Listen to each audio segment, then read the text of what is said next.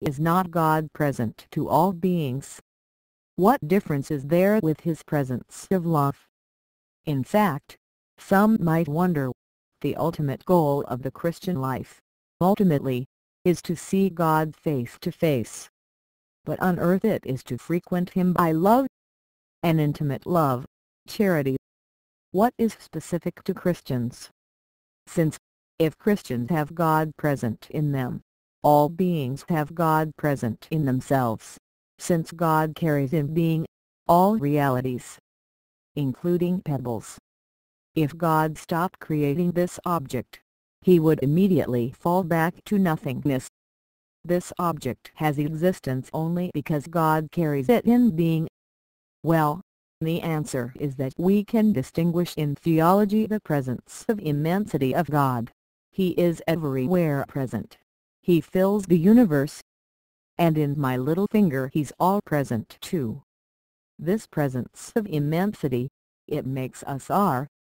We can discover it in philosophy. The presence that God wants to realize for us, all the way through, is not that presence.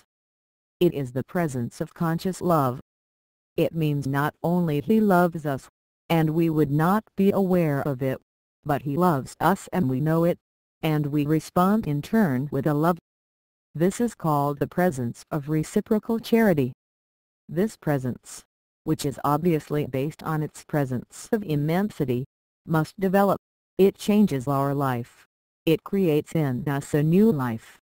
And it is she who will be purified, little by little, through our life. And that's what we study in these videos. So before we entered the Christian life, God was present in us completely, more intimately to ourselves than ourselves.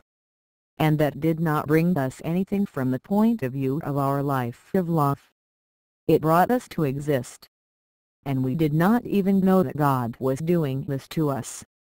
Now that we have received faith, we know that God wants us to speak to Him, that we love Him, and that one day we will see Him face to face.